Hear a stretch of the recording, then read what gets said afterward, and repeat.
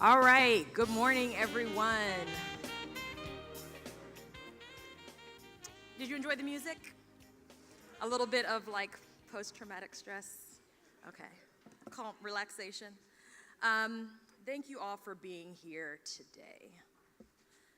This summer, 2 years after Trayvon Martin was shot and killed by George Zimmerman, Mike Brown died on the literally burning streets of Ferguson, Missouri.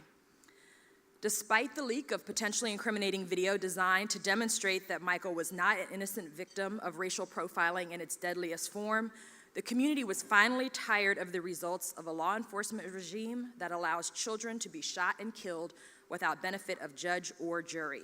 And Ferguson residents began a protest that continues today. As civil rights and economic justice advocates, we grieved with the Brown family, particularly as it seemed to represent a tipping point and the use of excessive force to seriously kill and injure Black men and women.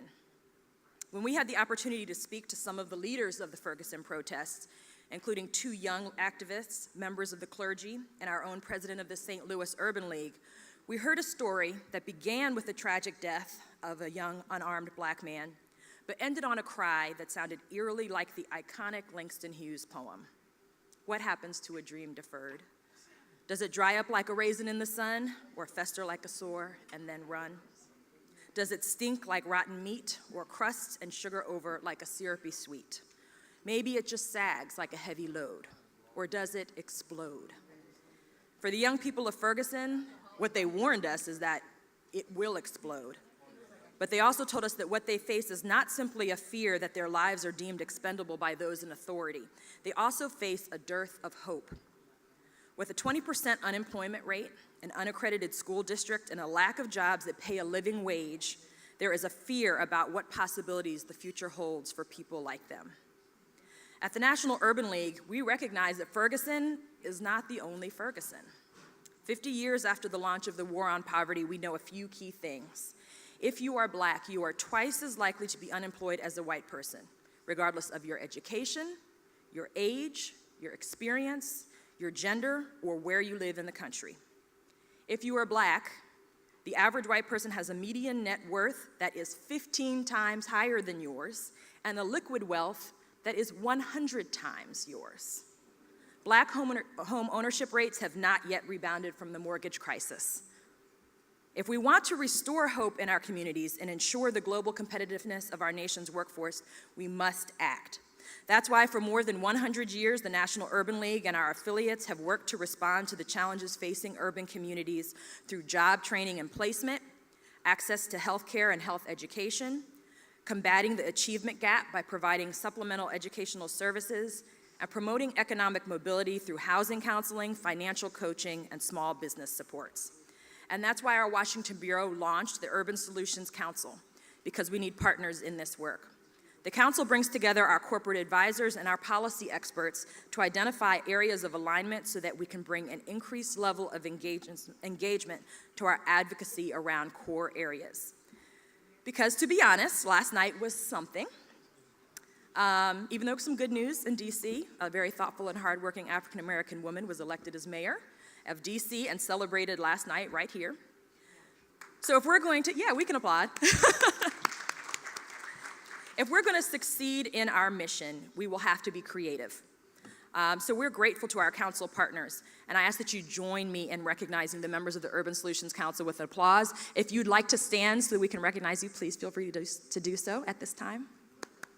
Urban Solutions Council members, thank you. So today it is my pleasure to welcome you to our 3rd annual Urban Ideas Forum. This is the platform to bring exciting and diverse voices together to elevate our issues and the solutions that we believe have the potential to make a difference. Today we'll have the opportunity to dig into 3 of these topics: the 21st century workforce, the future of housing, and the future of healthcare. We have some great panelists. I'm so pleased to count among them some really wonderful friends and new friends, and really excellent moderators as well. So just a few items of housekeeping. One, we encourage you to tweet, of course. The handle is NUL Ideas. You can also use the handle to pose questions for the panel, and there are also note cards on each table to pose questions to the panel. Want to thank our media partners, Politics 365 and Empower Magazine, and to thank the team here at the Howard Theater and the Howard Theater Restoration Project for making this space available. Also for the support that we received from some of the communications team at Weber Shandwick. Thank you, Emil Hill, who is here. Applause. And it is now my pleasure to introduce for opening remarks the President and CEO of the National Urban League, Marc Morial. Please give him an applause as he comes.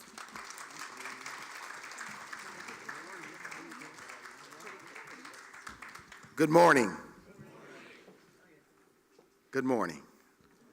Boy, what a long night, huh? In the spirit of certainly where we are, I want to offer some thanks first, because this event has been a long time in the making, and I want to give my thanks and appreciation to all of the Urban Solutions Council members. Thank you immensely for being a part of what we're trying to create, which is really a dynamic environment to talk about the pressing and important issues that face our nation. So let's give all the Urban Solution Council members a nice warm round of applause. We also want to thank Google. I think I've used Google 10 times this morning already. And we want to thank them for also making today possible and for being one of the nation's leading innovators in technology. Let's give Google a big round of applause. I want to thank Emil Hill and Henry Stewart from Weber Shandwick for their media support for today. You guys always step up and come through for us whenever we're trying to do things like this. So thank you immensely to Weber Shandwick. News One, Empower Magazine, and Politics 365 are participating with us as media partners, and certainly through those relationships, we're going to be able to communicate what we discuss here today beyond the walls of the beautiful Howard Theater. So let's give our media partners a warm round of applause. And then I want to thank the hardworking team at the National Urban League Washington Bureau, Chanel Hardy, and the entire staff for their steadfast efforts, diligence, and hard work. They've not only put this together, but they're a small, compact team of about a dozen people, and we cover lots of territory with those dozen people. So let me ask you to give the team a warm round of applause, and I'm going to take my hat off to all of them. Thank you, Chanel, for all of the work. And then this is an incredible facility, the Howard Theater and the Howard Theater Restoration Project. And we want to thank them for making this space available to us. But I just want to underscore that this is an example of the good that's not only happening in Washington, D.C., but I think I've probably been to 3 or 4 similar restoration projects around the country, where old theaters that were part of the history of the 20th century, in some cases the 30s, the 40s, the 50s, the 60s, and the 70s, have been restored. And they're being restored in ways that allow uses beyond traditional theater activities, especially event space, as community space, a lot of time, a lot of thought, and a lot of energy. So for the National Urban League, coming here is also our way of making a statement, a very strong statement in support of those who invest in bringing back urban communities, who invest in historic structures like the Howard Theater. And many of you know, but for those of you who do not know, our new Washington Bureau offices are right around the corner from here. And again, we made a very important statement in relocating to this neighborhood, because we wanted to, by how we and where we present ourselves, we wanted to also be part of the change of Washington, D.C., and also part of this idea that investing in urban communities is not only what we must preach, but also what we must practice. So the building we are located in is also the new home of the United Negro College Fund, UNCF. And so we're proud to be able to co-locate with them in this brand new building. So let's certainly give the Howard Theater team a big round of applause for everything they do. We are going to discuss 3 issues today, but I want to just sort of frame what we are talking about from an Urban League point of view today. And what we're talking about from an Urban League point of view today are what I like to call the 3 Ds, the 3 Ds. And the first D is that we must defend democracy. Yesterday we had a civic exercise in this country around voting. And while I've not had an opportunity to look at final numbers to determine what the participation rates and the turnout rates are, nor have I had an opportunity, nor have we had an opportunity to look at whether the prospect of new restrictions on voting, a comparison of states that have early voting versus states that have cut back on early voting, what are those participation rates? To look at those states that have restrictive voter ID laws versus those states that do not have restrictive voter ID laws, and what the turnout in fact is. When we say defend democracy, we're reminded by history, that history of the 20th century, where the nation expanded the franchise in many important and significant ways. By almost 100 years ago, giving women the right to vote, it took a movement and a constitutional amendment. In the 1960s, by lowering the age to vote from 21 to 18, and that change took a constitutional amendment.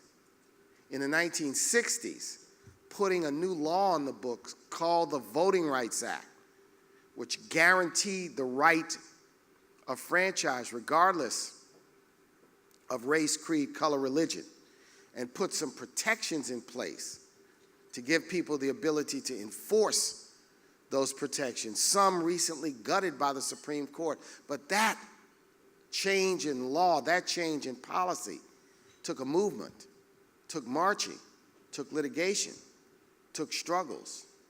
And then in the 20th century, it took a constitutional amendment to outlaw the poll tax, which was a common device throughout the South, where people in effect had to pay a tax in order to be able to exercise the right to vote. All of that took place in the 20th century. Now here in the 20th century, when we talk about defending democracy, we see moves afoot in 40-plus states to make it more difficult for people to vote. Moves afoot to create restrictive voter ID laws, to cut back on early voting, to create undue restrictions on the right to vote. A judge down in Texas, a federal district court judge, found that the Texas system, in fact, was a 21st century poll tax, that it was discriminatory, that it had a chilling effect, and we'll find out next year when that case is heard on the merits at the appellate court level, whether that well-written decision will stand. We have to be a generation that understands the need to defend democracy. We can't be a nation which preaches democracy in Iraq and Afghanistan and all over the world, yet here at home finds ways to cut back on the right of the franchise. The first D is to defend democracy. The second D is to demand jobs. While we have exciting new jobs being created, while we've had an economy which has created millions of jobs and we've had 50 months of continuous job creation, the truth of the matter is that in many, many urban communities, go to Southeast, go to Northeast, go to parts of Prince George's County right here in the Washington, D.C. area, go to any urban inner city community, and you will find unemployment rates, we reported this last year with the State of Black America, higher than 15%. In 10 cities, including Chicago, Milwaukee, and Cleveland, the black unemployment rate today exceeds 20%. Is it the responsibility of the private sector to create jobs? It is. Is it the responsibility of the government to be on the side of job creation? It is. The Urban League will not involve itself in false discussions and false debates about who should. We all have to be about job creation because it's through employment and economic self-sufficiency that people can have quality of life and take care of their children. We ought to be guided by the need to create jobs that pay living wages in the 21st century and do whatever it takes in order for us to do it. We have to demand a jobs agenda in this country that touches every corner of every community, of every neighborhood. When inner city unemployment rates are low, America is strong. When inner city unemployment rates are low, the rates of violence decline. When inner city unemployment rates are low, property values are highest. We've got to realize that any jobs policy can't touch some and leave others behind, and we can't rest nor celebrate economic progress until it touches every community. That's the work we do. We'll talk about that today. We're into job training. We're into preparing people. We're into educating young people. We're about that. So the third D is that we must develop human capital. Develop human capital. From the time a child is born through their earliest involvement in formal education, which is why we support early childhood education, why we support Common Core state standards, why we support creating affordability of higher education so people do not have to mire themselves in lifelong debt just to develop their skills, to develop their God-given skills. Developing human capital, and that should be a high priority for the country because it goes hand in hand with creating jobs. We are going to talk about these types of issues today, about jobs, about home ownership, about health care. All of it fits in, and we want to have that discussion today. This political climate is forever changing. When I joined the National Urban League in 2003, one party controlled both houses of Congress and the presidency. Then in 2006, it changed. 2008, it changed again. 2010, it changed again. 2014, we see another change. And then right around the corner, there's 2016. What that history tells me is the lineup that might be present today is not necessarily going to be the lineup 2 years from now. It could, it may not be.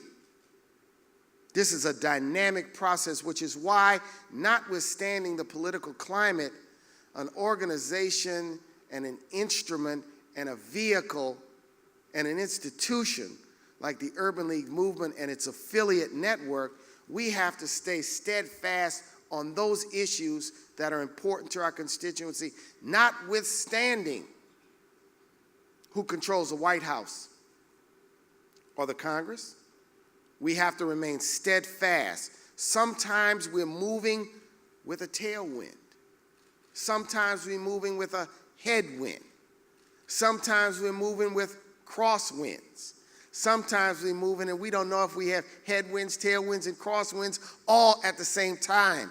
But we're determined to fly the plane, determined to move forward, determined to navigate. So it's in that spirit. Part of the Urban Solutions Council is so that our partners, many of you who work in the business sector, can share with us your thinking, your ideas, your perspectives on how we can defend democracy, demand jobs, develop human capital. And then we want you to learn more about all of the important work we do at the affiliate levels across the country. We're not just a Beltway presence. We have a presence in Washington, but we have a presence in 300 communities across the nation through a network of 90 affiliates. We're in the community. When we talk about job training, it's not a theoretical exercise. When we talk about how to make people homeowners, it's not about words on a piece of parchment and a rule or a regulation or a policy.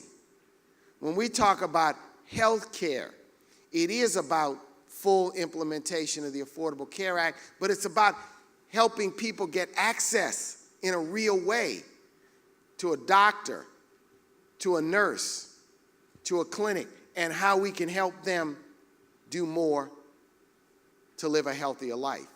So thank you for being here. I appreciate everyone's support, and we look forward to a great discussion this morning. Take good care.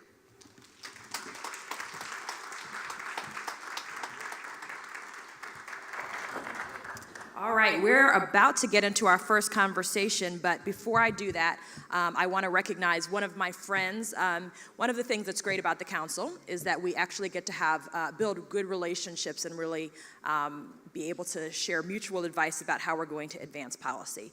And so last year I had the opportunity to introduce my friend Fernando LaGuardia from Time Warner Cable for opening comments at this time. And this year, it's my opportunity to recognize a friend, Jenny Backus, who is the Senior Policy Advisor for Strategic Outreach and Partnership at Google.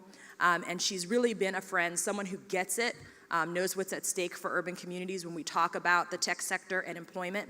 So without further ado, please join me in recognizing Jenny.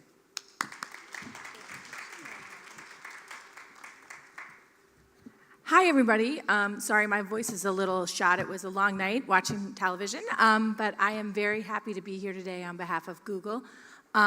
She's on her way up, but I'm really excited that you guys get to meet some of the amazing people that I get to work with at Google every day. Nilka Thomas, who's on the next panel, is somebody who's taught me so much about the company. She's a longtime veteran of the company. She's seen the tech industry sort of grow up from infancy, and I think you're really going to enjoy hearing her perspective and her work. I just want to give a quick overview about why we're so excited to sponsor today and really why we're so excited to partner with Mark and Chanel and Hazine and Sean and everyone at the Urban League. I'm kind of slightly odd because I think, you know, taking your own political party aside, there was an interest, and this is Jenny as a person, not Jenny as Google. I'm kind of inspired to be standing here on the stage where Muriel Bowser just announced her, she accepted her victory. She's the first female mayor in DC for 20 years. So that's kind of exciting and like good energy for today.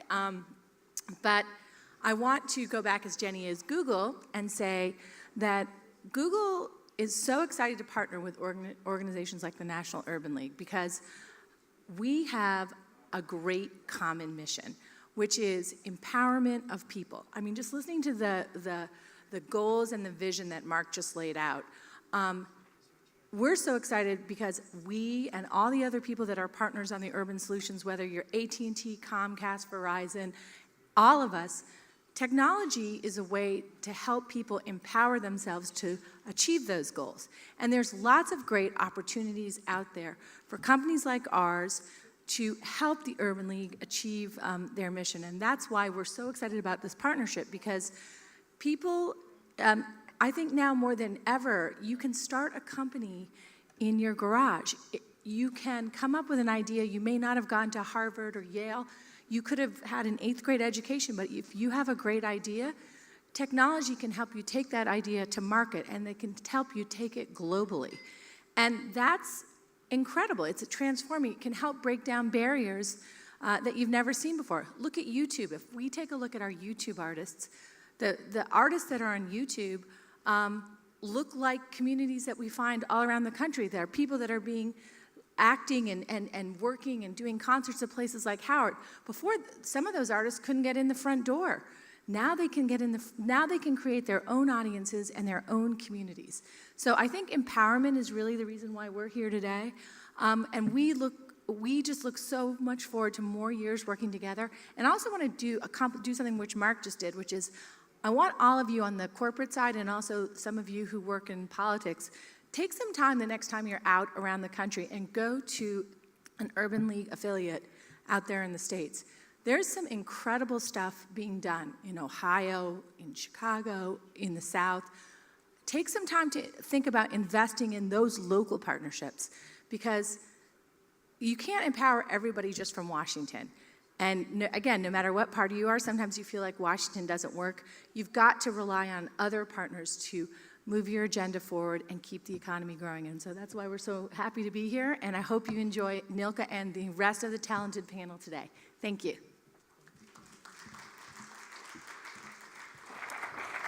And in terms of talking about good work being done in Washington, we do have a privilege with the National Urban League of being the other urban league in DC.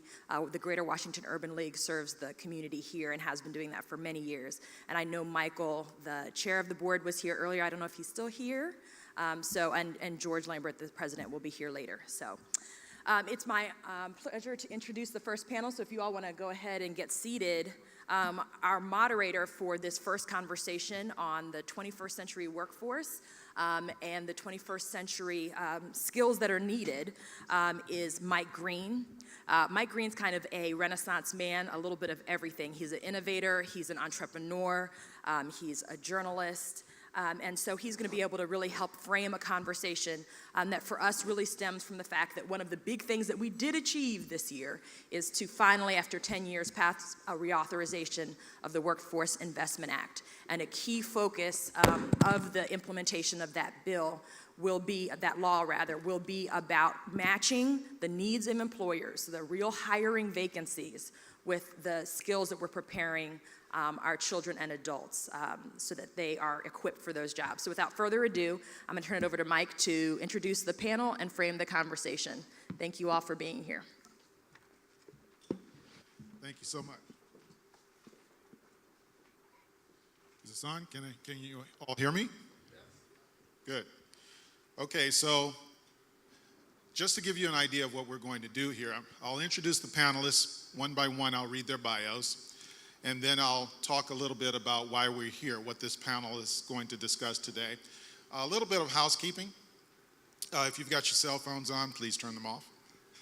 And during the time that we're discussing these issues, if you have any questions on your table, there is a card and probably some pens that you can use to write down your questions, because we'll have a half hour of Q&A with the audience.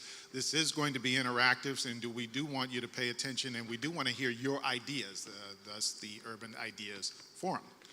So with that, let me get started.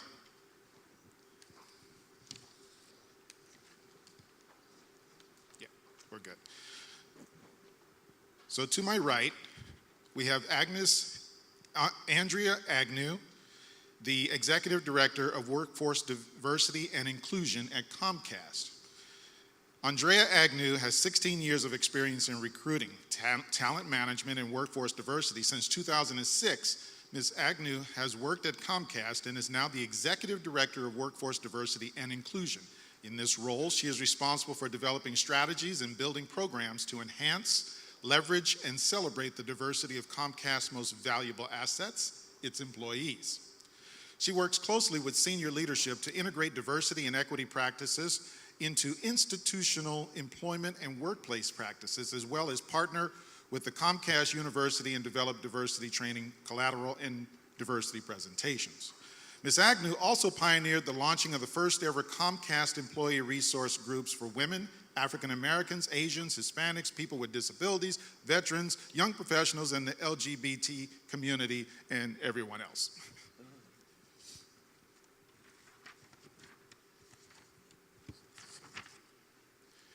We're not finished. She's quite accomplished. Currently, Ms. Agnew is on the board of directors for the Girl Scouts of Eastern Pennsylvania, Philadelphia Works, and the Urban League of Philadelphia.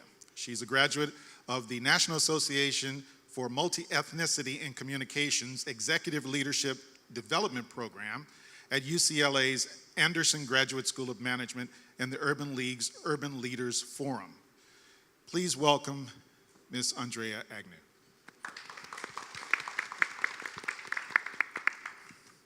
To her right, we have Xavier XD DeLue. Is it DeLue or DeLoe? Stolo. DeLoe. Forgive me. Of the water. Oh. He is the founder. Are you trying to go lower than me? He is the founder and owner of the XD Experience. XD is a blogger, social commentator, and digital content creator from New York City by way of San Francisco Bay Area. He writes and vlogs about the everyday musings of what it is to be a black male in a large city at the xdexperience.com. XD takes his social commentary to his hit podcast, Two Guys and a Girl, on iTunes. He's also been featured on TheRoot.com, Mused Magazine, and panels such as the infamous Bassy World Live, founded by deaf poet Bassy Ickby. On the business front, XD owns his own digital creative services agency under the XD Experience umbrella and represents some of the leading entities on the web. To mention a select few, XD represents famed DJ and musician, DJ, you're gonna have to help me with that one. Father Jules. Father Jules, whose talents can be found on the local feature film, Leave It on the Floor, produced and directed by Beyonce's creative director, Kim Burse. XD also sat as the social media manager for Brooklyn Councilwoman, now New York City public advocate, Letitia James, where he managed her social media properties and increased her web presence exponentially. XD also represented notable filmmaker Patrick Ian Polk, got it, creator of Punks, Noah's Ark, and The Skinny. And he sat as the director of marketing for Polk's film house, Tall Skinny Black Boy Productions. XD now sits as the executive producer of the multi-award-winning web series, Quarter Century. Please help me and welcome Xavier XD DeLoe.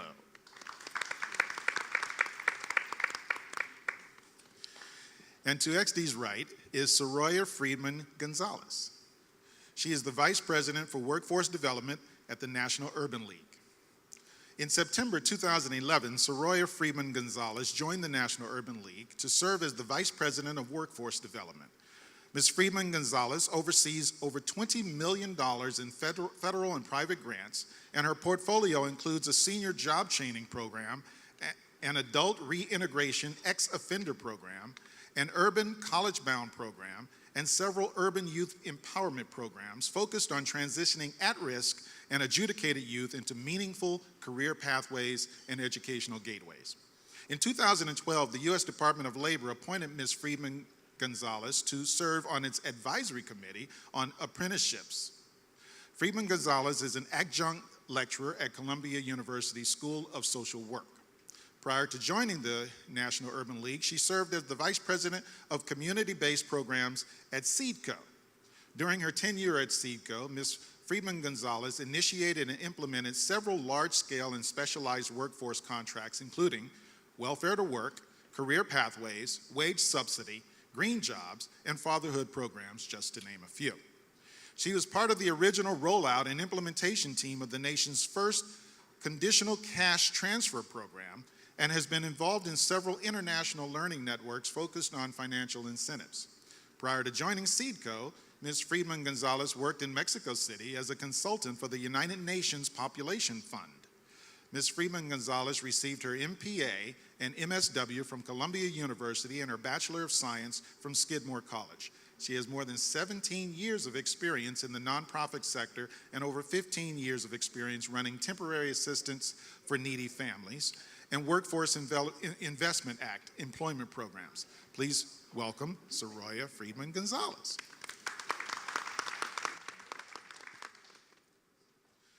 To her right, we have Jamal Simmons, who is the principal of the Raben Group, R-A-B-E-N, Raben, and co-founder of FlyClick.com.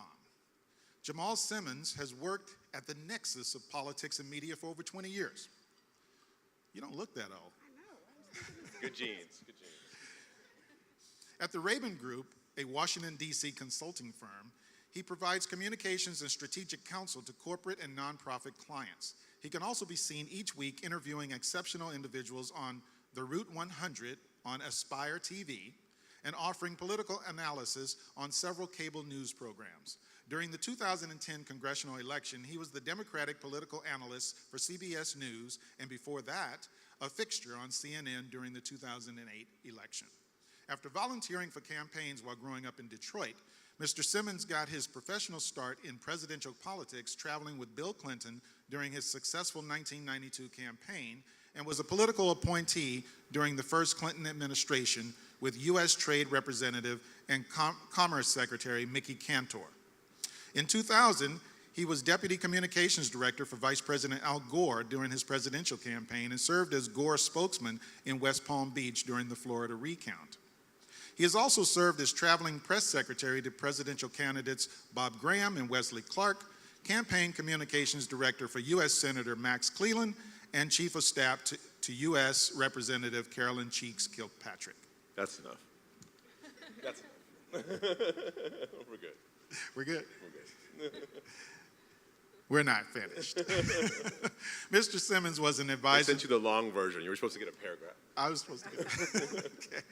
Well, he's a graduate of Morehouse College, and you know the joke about Morehouse men. No, I'm just kidding.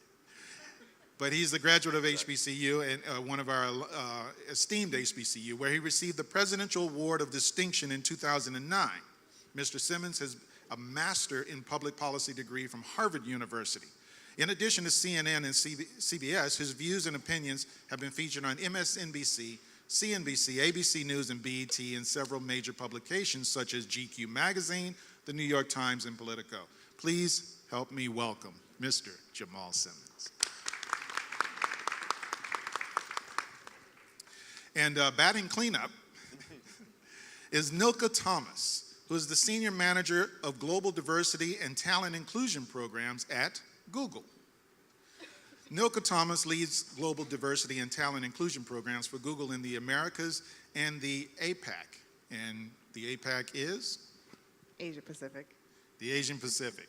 In this role, she provides leadership for the design and development of key workforce diversity and inclusion initiatives, including programs related to strengthening workforce diversity, career development, talent management, and creating an inclusive culture, with a specific emphasis on Google's comprehensive outreach strategies focused on women, Black, and Hispanic communities. Ms. Thomas joined Google in December of 2004.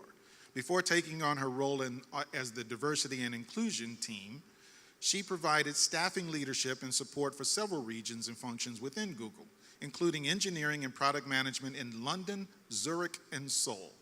Ms. Thomas received her BA in psychology and sociology from the University of Oregon. Go Ducks. Please welcome Ms. Nilka Thomas.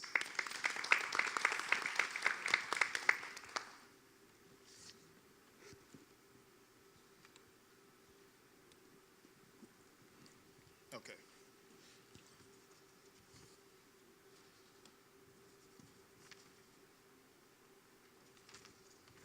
So let's start with the panel description. With the technology industry as the fastest growing sector of the U.S. economy that provides a host of job opportunities from entry-level positions to professional and senior leadership, it's imperative that African Americans and urban communities are fully empowered and prepared to participate in this sector. The newly enacted Workforce Innovation and Opportunity Act provides a federal workforce development framework that places high emphasis on preparing our workforce with the skills necessary to meet the needs of in-demand industry sectors and occupations, such as the technology industry. The Workforce Innovation Opportunity Act calls for a seamless collaboration of the business industry sector, labor, private nonprofits, and public education and workforce training programs to connect individuals who are under and unemployed to the needs of local and regional industries. The goal of this panel is to explore ways that the public and private sectors, entrepreneurs, and community-based organizations can address the 21st century skills challenge by leveraging the benefits of the internet and technology in not only securing employment, but also participating as entrepreneurs and leaders in this sector of our economy. But before we get to our esteemed panelists, I'd like to establish a quick frame of reference that offers us the use of data that we're going to be dealing with that underscores the discussion of ideas that we're going to hear today. So if you would please, there's a slide deck that if you would move to the next slide. Thank you. I'd like to give a 15-second history of Black American economics. Ready? Next slide. 1865, we were freed as slaves. All Black-owned businesses produced less than 1% GDP. That's understandable. Next slide. 1965, manufacturing economy, Voting Rights Act. All Black-owned businesses produce 1% GDP. Next slide. 2014, that's today, knowledge-based, tech-driven, globally competitive innovation economy. All Black-owned businesses still produce less than 1% GDP. Next slide. As you can see, the job sector has changed. Manufacturing jobs of the 20th century are now advanced manufacturing that requires STEM education, science, technology, engineering, and math. And you can see that as a representative of the total share of employment, it is plummeted. Next slide. So how do we get there? STEM education is the key. It is the entry point to dual pipelines of productivity. The high growth, high wage, tech-based workforce, and the high growth, tech-driven entrepreneurship pipelines, the latter of which produces job creation and generational wealth. Next slide. So how do we fix this wealth inequality? Next slide. We have to first determine where are we and where we're going. What we know, the numbers don't lie, is that Black business revenue is less than 1%. That's 150 years. Hasn't changed. Black job growth, 0%. Black tech startups were less than 1% funded. Tech investors were hardly even substantively represented on the side of investors. And then the Black STEM workforce is about 6%. Next slide. What we do know is that more than 50% of future jobs are going to require STEM education. So what are we doing about that? Next slide. We can see that the job growth in all sectors across the board requires STEM. Next slide. Even if you have a degree, someone with a lower degree, an associate's degree, but it's in STEM, will make substantively more money than you. Next slide. What we've done is prepare ourselves to compete in the 20th century, but we have yet to prepare ourselves to compete in the 21st century.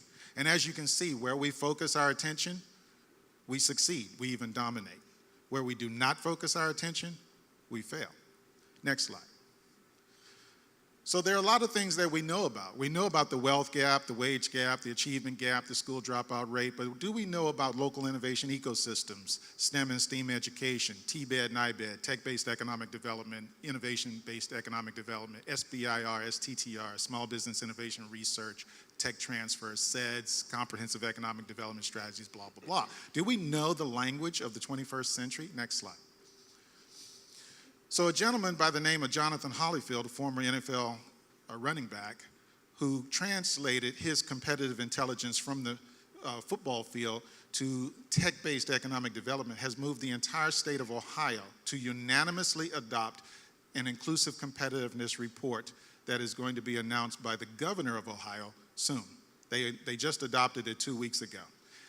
And he says America cannot reach her highest competitiveness goals with so many producing so little. We must empower underrepresented minority populations to compete in the 21st century economy. Jonathan Holyfield. Inclusive competitiveness, simply put, is improving the competitive performance of underrepresented populations in the innovation economy. What we're going to be talking about today is how do we get that inclusive competitiveness into the workforce? Thank you. Next slide. So let me start with Andrea.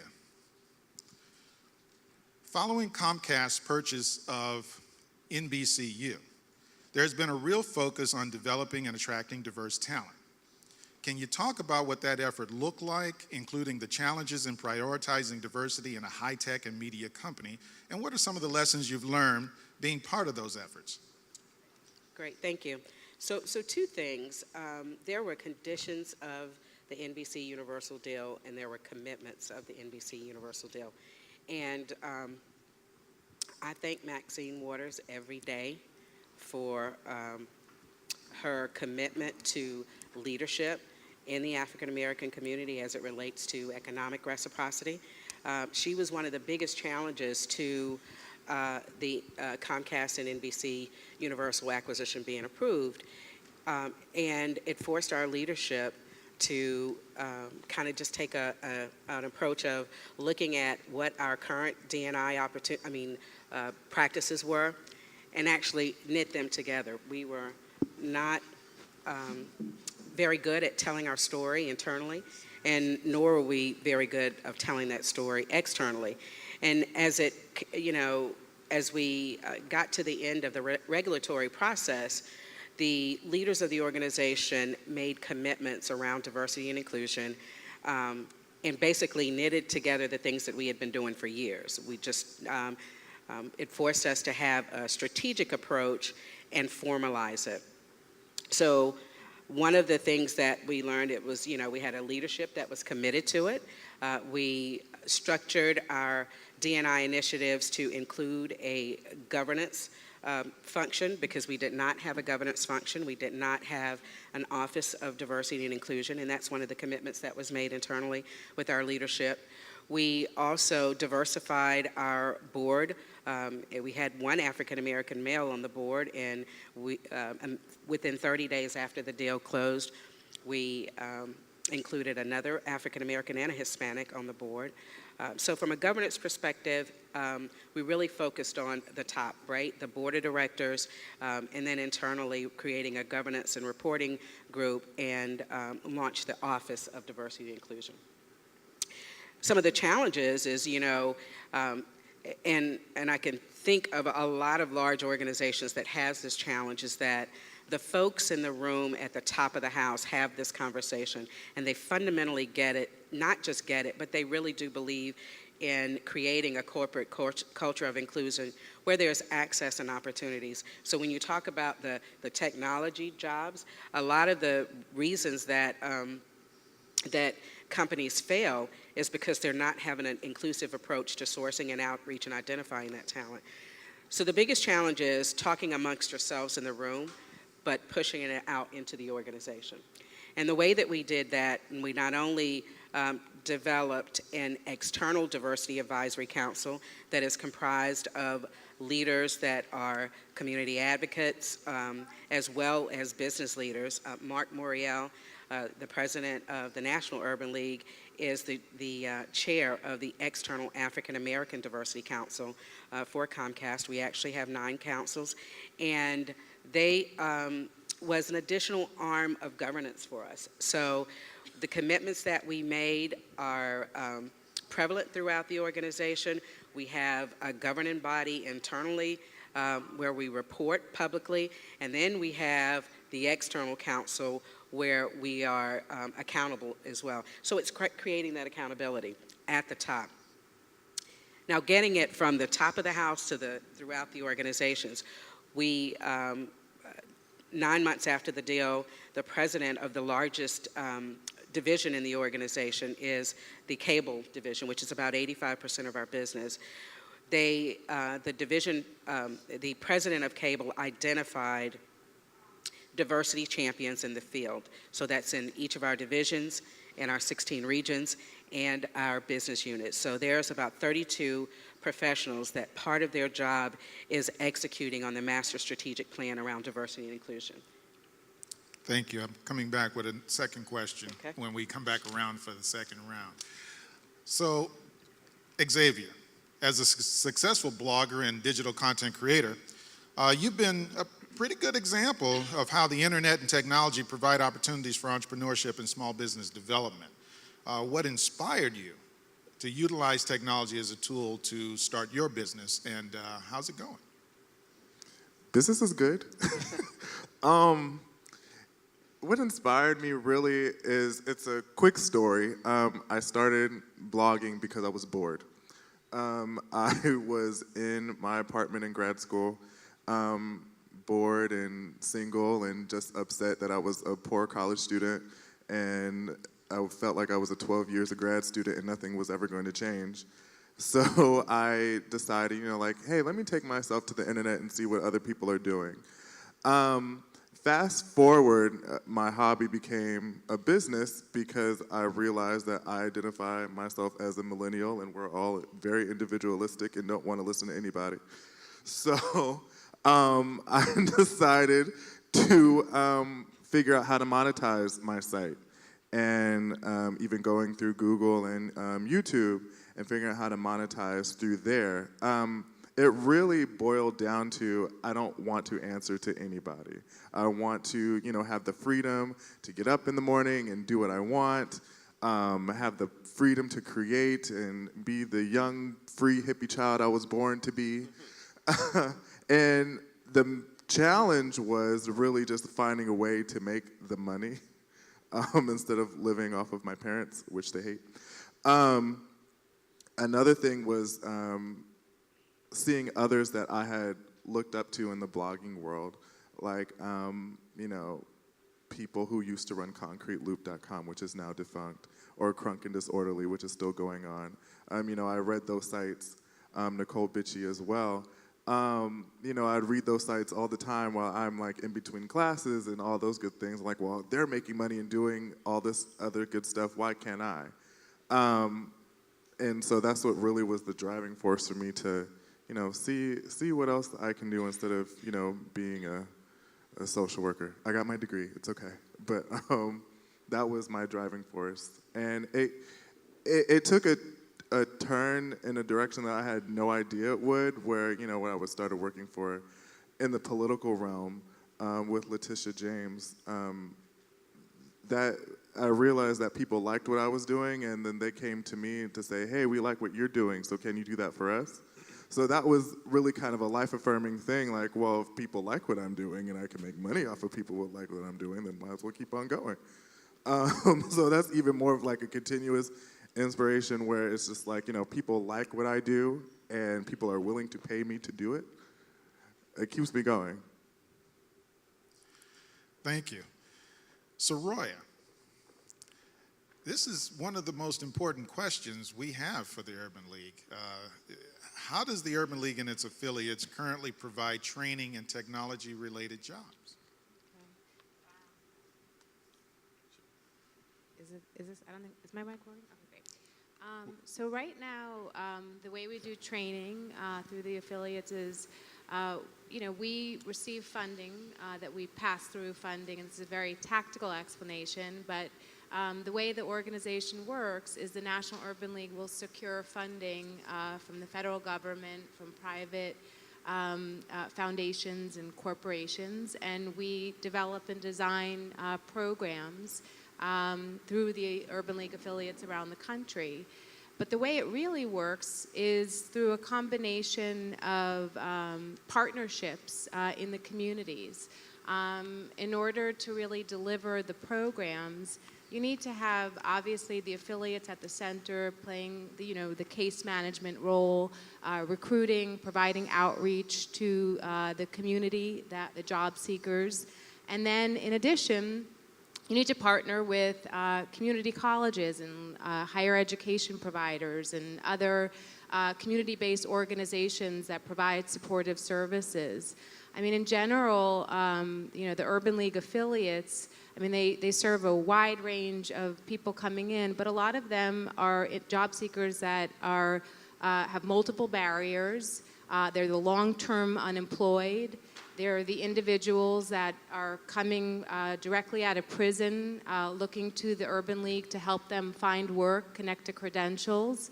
We've been serving seniors, low-income seniors, for over 30 years. And we have 3 signature programs that we really have very strong evidence-based practices around serving urban youth, ages 16 to 24, that are either high school dropouts or have just come out of the criminal justice system. We serve seniors 55 years and older that are defined as low income with multiple barriers and unemployed. And we have an enormous amount of experience serving the formerly incarcerated adults. And so the way we also do it is we design programs, but we're also looking to employers like Comcast, like Google, to help us design training programs that are really meeting the needs. I mean, we have a National Employer Advisory Council where we're constantly looking for feedback from employers, trying to get a sense of what are you guys looking for in job seekers? Is it about what types of credentials? What types of characteristics, qualities, where is it going? Obviously, all of our Urban League affiliates have their pulse on local labor market statistics to know where is the growth, technology being a huge area of growth. And it's our job sort of collectively to come up with what are the pathways? How do you get from low-skilled entry-level positions and come out with middle skills jobs? And so I hope I've answered your question, but I think it's kind of it's a whole bunch of stuff that we do, but a lot of it is making sure that we're getting the right credentials, connecting with the right employers, and obviously a big piece of it is the Urban League affiliates that have an enormous amount of experience, over 100 years of experience serving the long-term unemployed and low-income individuals with multiple barriers. Well, you certainly have a significant challenge. The Department of Justice released figures earlier this year that said that 84% of young men coming out of prison, 84% are going to go back within 5 years. 630,000 released inmates every year flowing into these communities. So. And I just want to plug, I mean, one of the really great things, the Urban Youth Empowerment Program, which is a signature program of the Urban League, and they call it recidivism rates, but the sort of the standard is making sure that 20% or that 80% of the people that you serve do not go back to prison. Through our Urban Youth Empowerment Program, something like 95% of the individuals that we're serving stay out of prison, and that's just for the youth.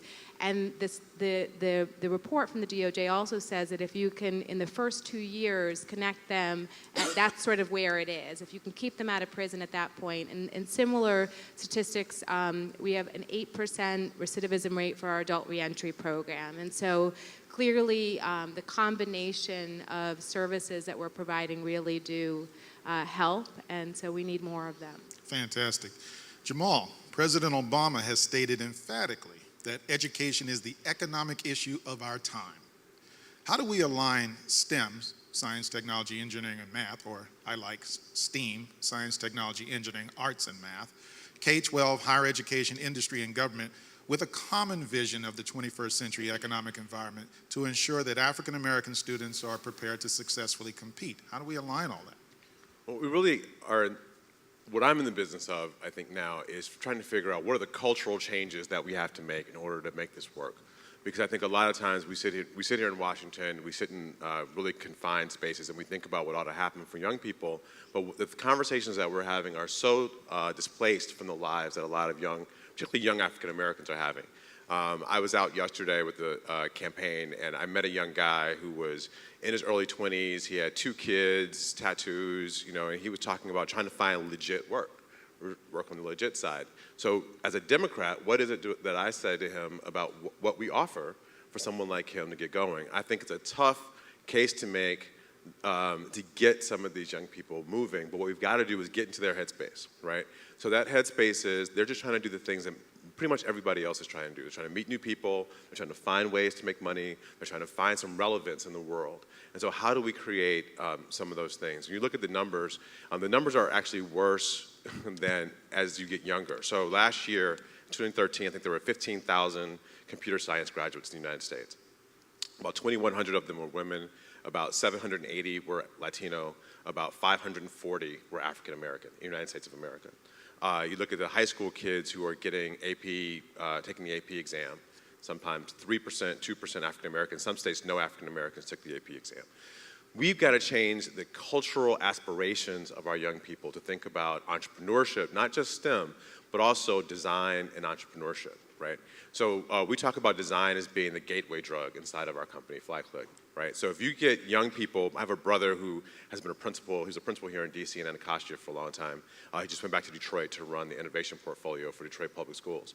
And he talks about, he's got 8th grade kids who struggle with reading and math, but they can design you a pair of sneakers on their cell phones in 15 minutes. What they don't realize is that that design capacity, that ability for them to take the technology they have, the creativity they have, and to create something new, their entire industry is built off of that ability. And so we've got to begin to connect for them that inherent talent that they already have, and then get them the skills to be able to transform that talent into something that's money-making. And then for those of us who are older, create opportunities for them to be able to then get jobs and create companies using those talents. And so the number one thing in the way of people starting companies, though, is money. So the government not only has to educate people, but then the government has to help figure out, not just the government, but some of the outside organizations like the Urban League and others, figure out how do we then get the angel networks and other people to get people from $0 to that first $100,000, $250,000. Now I'll tell you as an entrepreneur, the hardest part of raising money, I think, is in the beginning. I think raising the first chunk of money is the hardest because you're really just selling an idea and a dream. And so you've got to have people who know you, who trust you, who want to invest in your dream.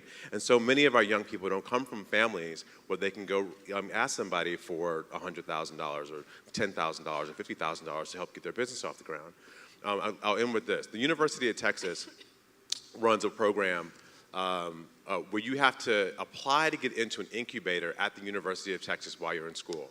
You can put a team together of programmers, the business person, the marketer, whatever it is, the designer. You put a team together, you apply to get in. If you get into this incubator, you spend an entire semester learning how to start a company, build your product, and then by the time the semester is over, you get credit for having a live product that you can then take to market with professors and other entrepreneurs who are coaching you along the way. Every single HBCU and Hispanic serving institution should have a program like this. Every single one. You have untapped talent sitting inside of Morehouse and North Carolina State and Spelman and all these schools that are not being tapped into. And there are people like Doc Satcher, who's in Atlanta, who a lot of us know from here, who is putting together one of these programs in the AUC because he's doing it outside of the campus environment because that's going to give him the agility to be able to make this work. And how do we get more young people in there to be able to start these? And so a lot of campuses are now looking for money. But you know what? If people start a business on your college campus, you actually get to take an interest in that business in your incubator. And this might be a way to generate funds for some of these schools that are struggling. We've got to change our entire orientation about how we think about competitiveness and what our kids are going to do when they leave school. Excellent. 2 quick examples. When Bill Gates stepped down as chairman of the board of the company he founded, Microsoft, it was John Thompson, not the former coach of Georgetown, but John Thompson, the former CEO of Symantec, a company that he took from $600 million to $11 billion as a global giant. John Thompson, who graduated from FAMU, Florida A&M, and HBCU. It was John Thompson who now sits in Bill Gates' seat as chairman of the board of Microsoft. How many of us know that? How many of our kids know that?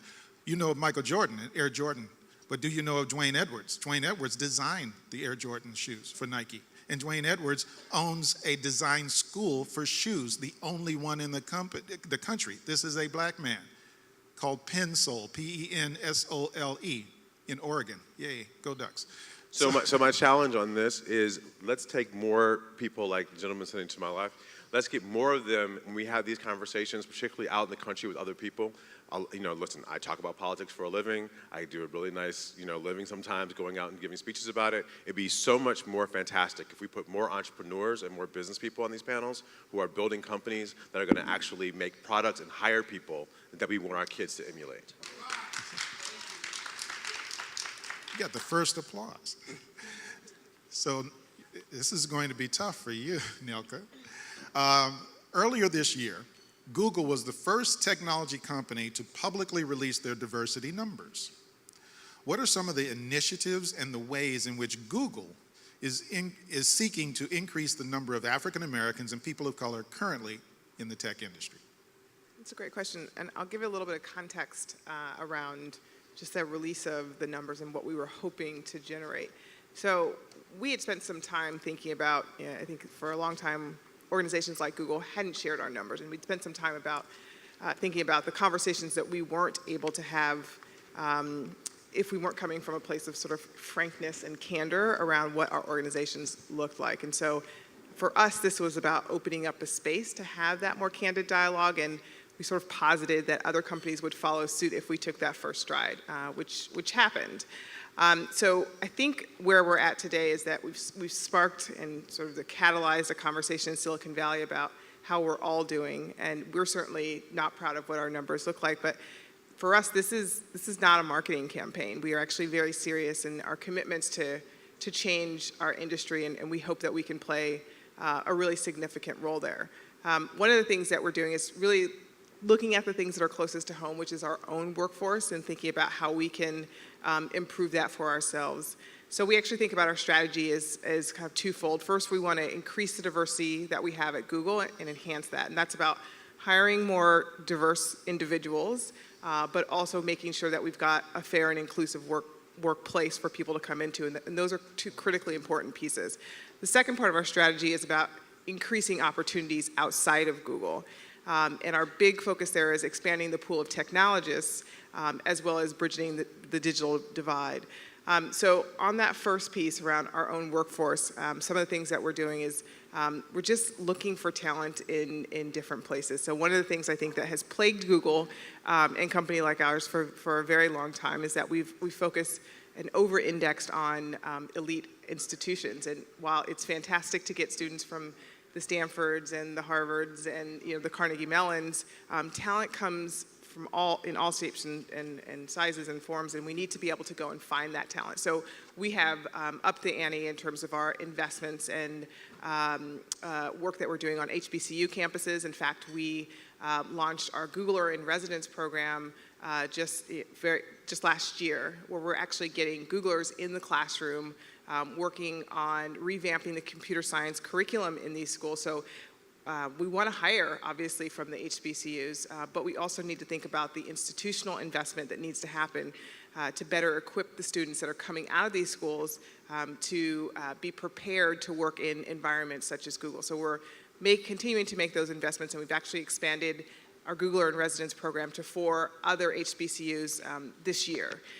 Another thing that we're doing is we're trying to take students with computer science degrees sort of the last mile. So one of the things that we noticed in many of our efforts recruiting computer scientists from HBCUs or state schools or maybe community colleges is that while these students were intelligent and capable, they perhaps weren't as prepared as students who had educations from some of the more elite institutions. And so we are investing in what we're calling our CS Academy, which is essentially an apprenticeship program where people get to spend a year as apprentices inside of Google, where they're getting a chance to continue to develop those skills, but also to get a peek under the hood at what's happening in an organization like Google. And our aspiration and goal is to actually convert those folks after a year into full-time roles at Google.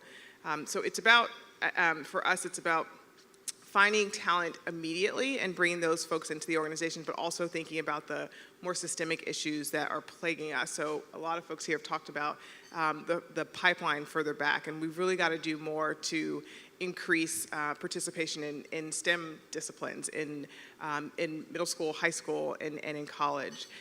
So there are a number of things that Google are doing on that front, including some of our funding for organizations like Black Girls Code and Yes We Code, and companies that have, or organizations that have a mission around bringing more students into computer science. So we can do more on that front, and we're working to do more. And so we've got a lot of irons in the fire, I'd say. And one of the things that we're hoping that we can continue to catalyze is more of a conversation in Silicon Valley around how companies need to come together. I think collectively we can do so much more as organizations than individually. So there's a number of kind of dialogues and conversations happening today where we're thinking about how we can come together on a more shared agenda instead of the competitive dynamic that sometimes happens when we talk about this war for talent. And the reality is that we are all kind of robbing Peter to pay Paul, if you will, in thinking about how to increase diversity in our own workforces because the talent and the pipeline just isn't there in a significant enough way. And so we're working with other companies, starting to think about how we can actually share in this fight, essentially. And are you guys looking for more designers and more lawyers and accountants and all the other fields? Yeah, absolutely. I mean, I think people have a perception that Google is just a bunch of engineers, and we actually have a lot of other types of profiles of people inside the organization. And one of the things I often hear when I'm talking to students is that they just don't even think about Google as a place for them, because there's this, I think that it's a myth that you have to be a PhD with a computer science degree to actually work at Google. We actually have our non-technical internship program, which is called BOLD, Building Opportunities for Leadership Development, is in fact a diversity program. Probably 75% of the students that come through our US internships are actually diverse, and we are very specific in our emphasis there. So these are jobs in the global business organization, in legal, policy, finance, all over the company. And we also focus on diversity within our tech internships, but we need to make sure that we are thinking about getting students interested in Google overall, not just in tech roles. And on the tech side, you had a successful pilot at Howard University? We do. We had a successful pilot. Like I said, this was our first year, and we've seen some really good success in that so far. This year we were able to hire 11 students from Howard, and that was monumental for us. We actually hadn't ever hired any students into our internship program from the computer science department at Howard. So after 1 year of making those investments and working with those students, we've actually seen change happen. So we're moving the needle. We've got to make deeper investments, obviously, and that's why we're expanding that program. But we're seeing what works. Okay, get your questions ready. We'll be coming to the audience here shortly. So write down your questions and hold them up, and someone will come around and pick them up and bring them to the stage. Andrea, how is Comcast working in communities to upscale? I'm sorry, my eyes are getting, you get over half a century old, your eyes will go. Working in communities to train and attract the most diverse candidates for technical and non-technical jobs at all levels of the company. So a couple of things. When you talk about investments, it really is not necessarily just the funding of investments, but investments internally as well. It's one thing to identify the talent externally, but is the organization ready to receive them? And I think that's really important, because you can do sourcing and outreach, but if there is not an opportunity internally for development, organic grooming, and retention, then it's wasted money, time, and effort. So what we've done, and this has actually been a practice since I've joined Comcast, we actually have great financial investments in external organizations to attract those students. So the National Society of Black Engineers, Hispanic engineering organizations, as well as women organizations as well.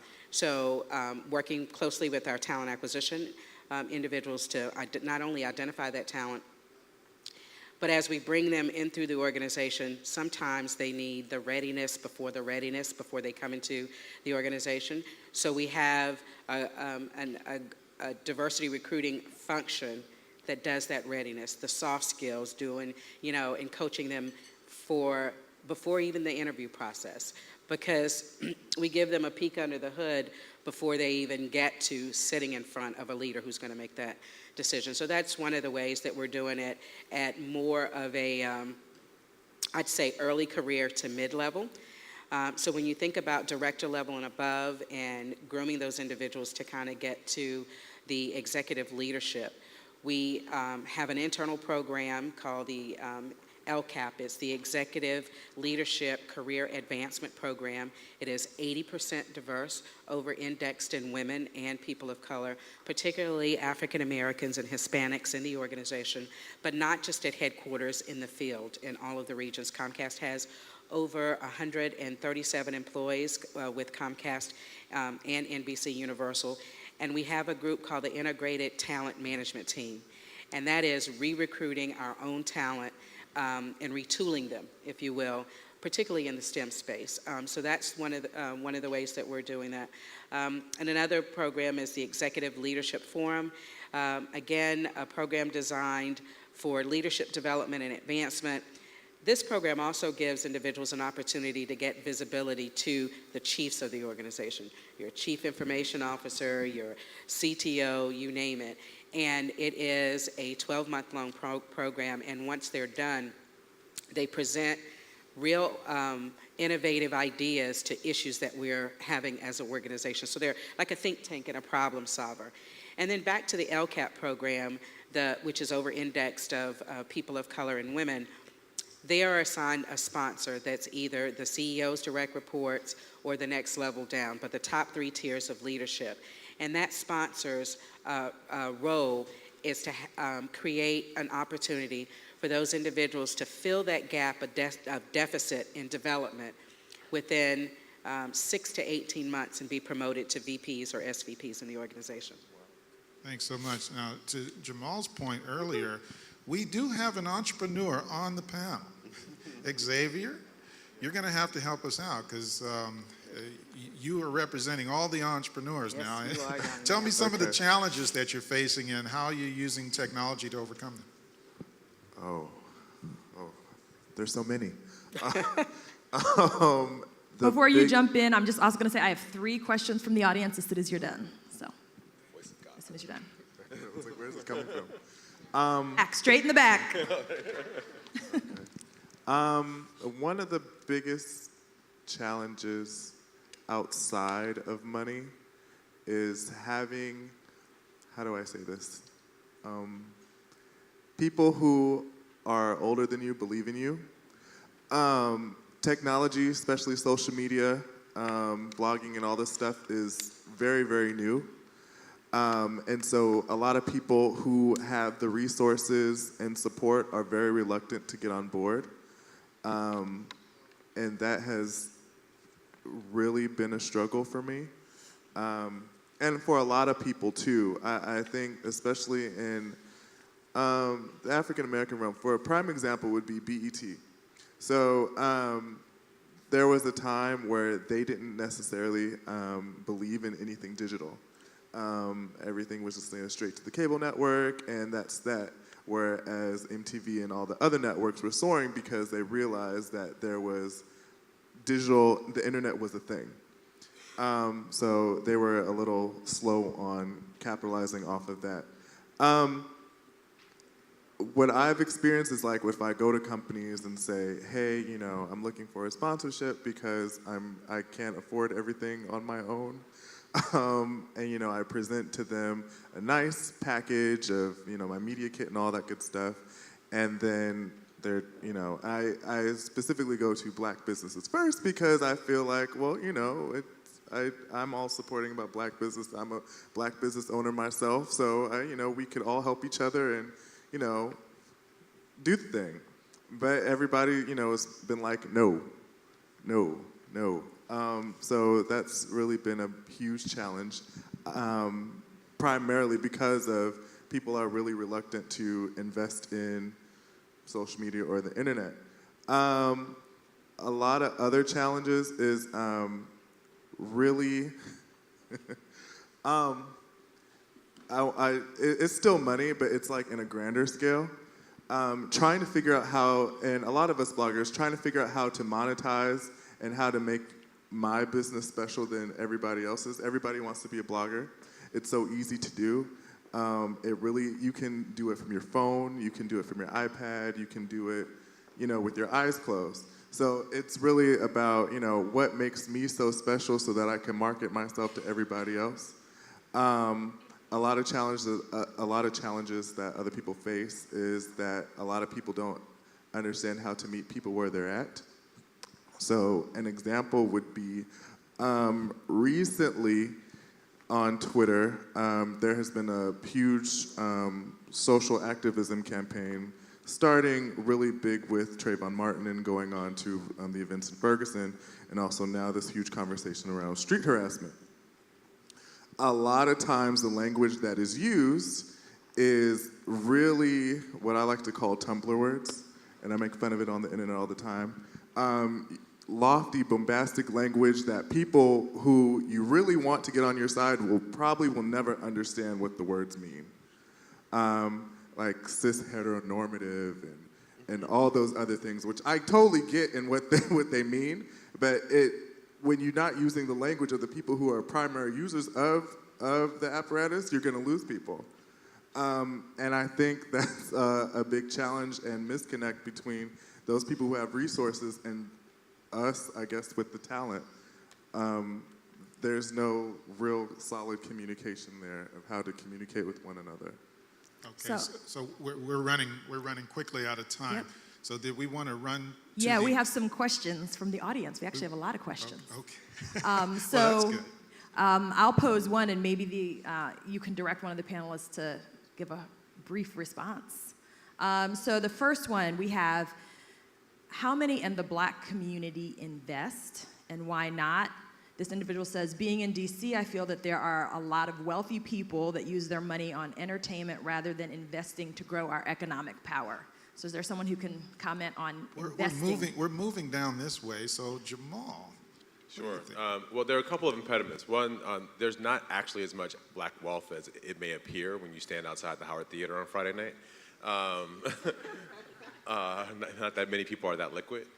But in terms of getting an investment, there's some practical things, right? So if you go to someone as an angel, in order to be an accredited investor, you've got to make over $200,000 a year if you're a single individual, over $300,000 a year if you're a couple, or have a net worth of over $1 million, not including your primary residence, right? So that limits the pool of people who are able to be angel investors to a much narrower slice than there are. However, it doesn't mean that people can't get together as angels, because there are a lot of people who do make that amount of money and who are able to participate. They can get together, and even 5,000, 10,000, kind of dollar batches in a group matter for an entrepreneur. So there are some really creative ways people are starting to do this, and we need to spend more time doing it. Okay. Okay, another question. This one's kind of technical. Given our STEM deficits and the tech gap, how do we persuade funders to value design aptitude as much as they value coders and software engineers and other technically oriented individuals? Are technology companies too predisposed towards utilizing data and analyzing data points rather than also according weight to other intangibles? Well, Nilka, will you take the first one, and then we'll come over here and let Andrea. Okay, so I was going to comment on the data. Are we too reliant on data? Can you repeat the first part of the question? Yes, it seems that the focus here of the question is about whether it's simply the kind of specific technical part of STEM is the focus, and whether there's more space for people who are thinking creatively and innovatively. Yeah, and I think I touched on that just a few minutes ago when we were talking about Google's aspiration to find talent outside of technical roles. So one of the things that I think sort of we are focused on in the organization is making sure that we've got diversity across Google. So while our organization is probably 50% engineering, again, we've got lots of different jobs inside of the company. So we want to make sure that we are finding folks that are qualified to work in Google overall, not just in software engineering roles. To speak to your question about the over-reliance on data, I think that we are, at Google, we're fairly well aware of what our issues are, and at some point we need to get beyond the sort of admiration of the challenges and start to really think about what the action-oriented things we can do might be to solve the problem. One of the things that we know when we look at some of the data that we have this year, we actually did a pretty significant research study on the factors that influence girls and women to study computer science. And we know that a very significant piece of that is around perceptions. And Mike, you and I had a conversation about this today.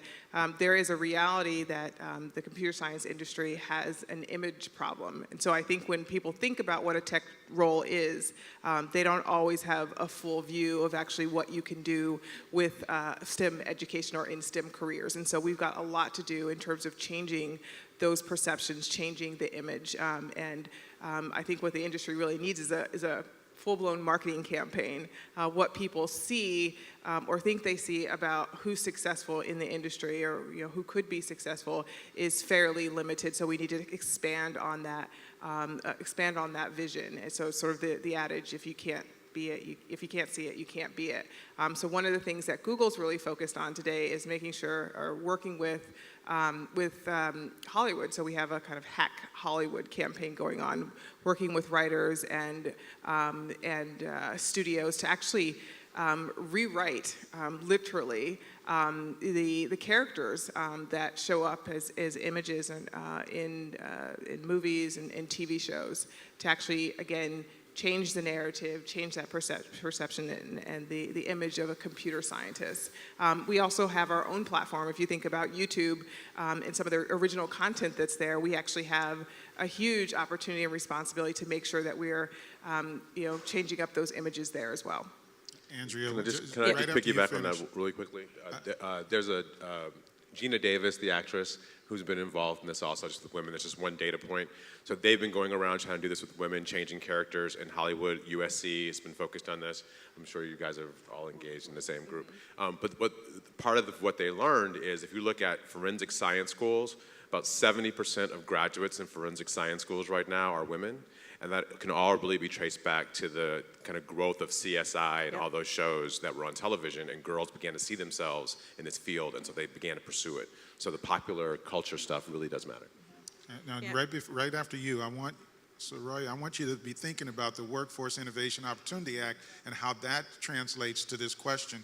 So, Andrea. Yeah, so I'll go back to what Nilka said. They need, most big corporations, especially technology corporations, need more people like Nilka in the room and having that conversation. So I'll give you an example with Comcast. A lot of people come and ask for money and sponsorship, but it's how you come to do that. We support this young African-American brother. His name is Tariq, and I can't remember his last name, but he has this program called STEMnasium, and they are identifying kids at 3 years old and teaching them algorithms, like, when you walk, 10 feet in these algorithms. He did a pitch for Code for America. will.i.am is part of it. Comcast hosted 75 young folks from the age of like 7 to 17.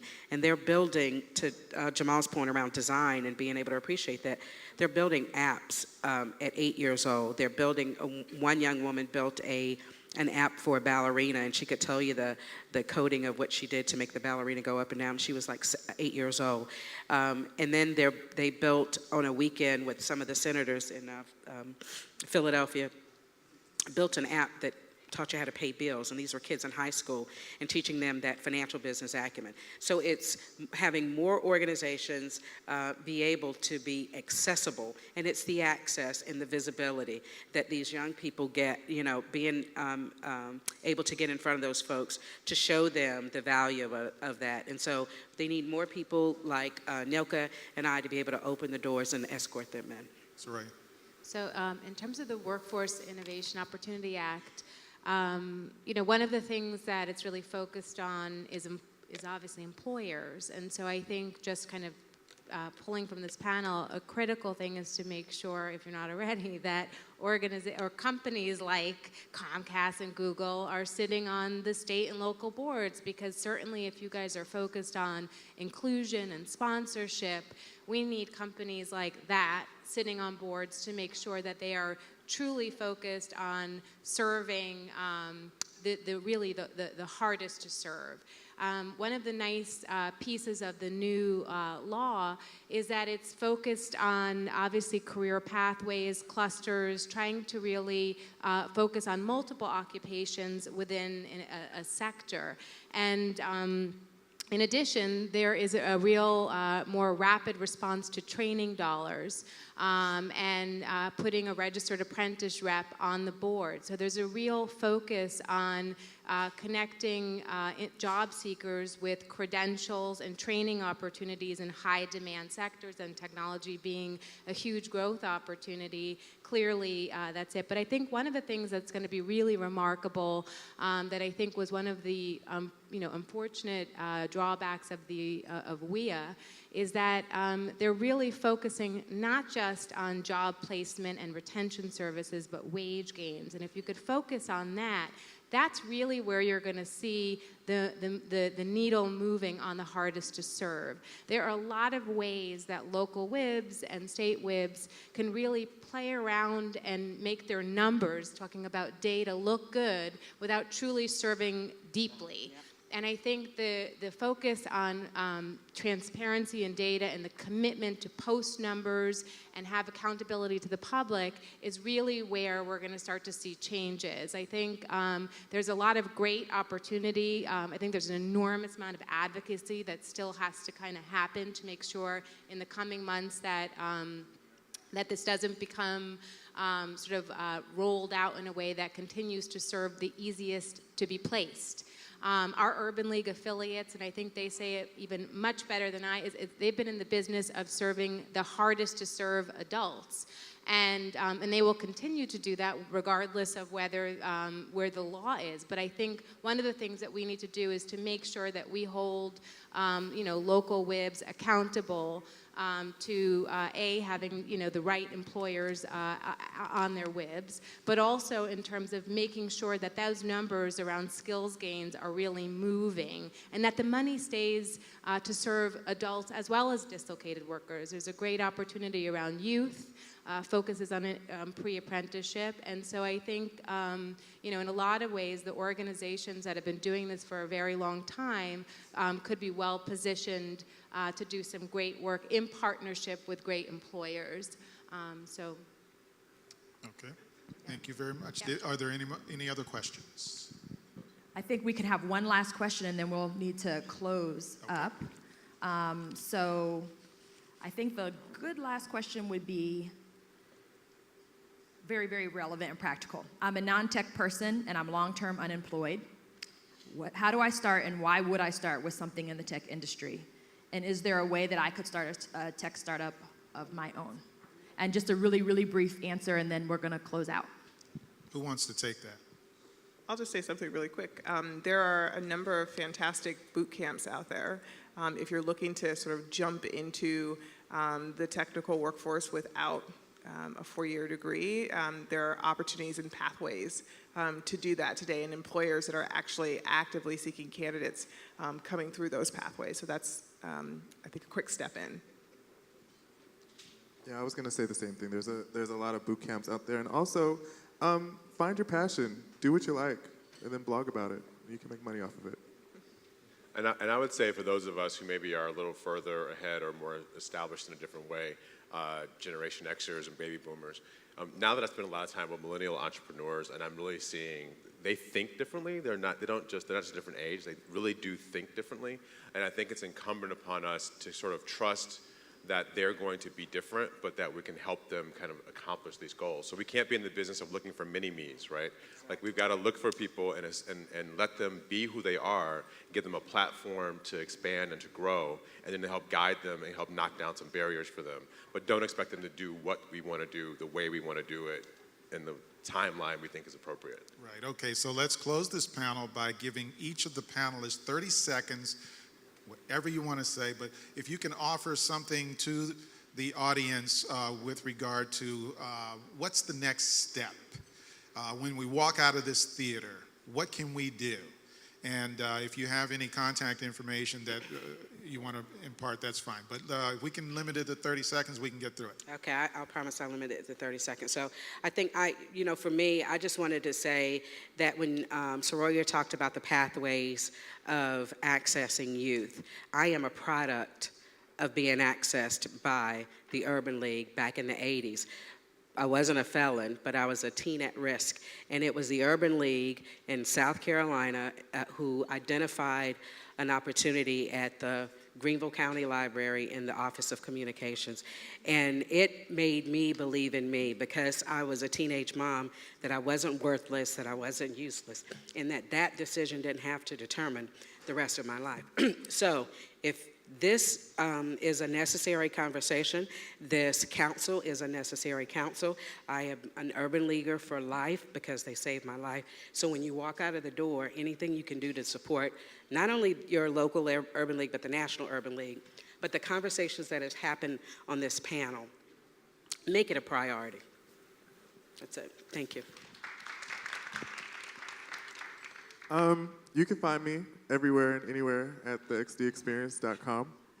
But the one thing I would say leaving here, talk to somebody who's younger.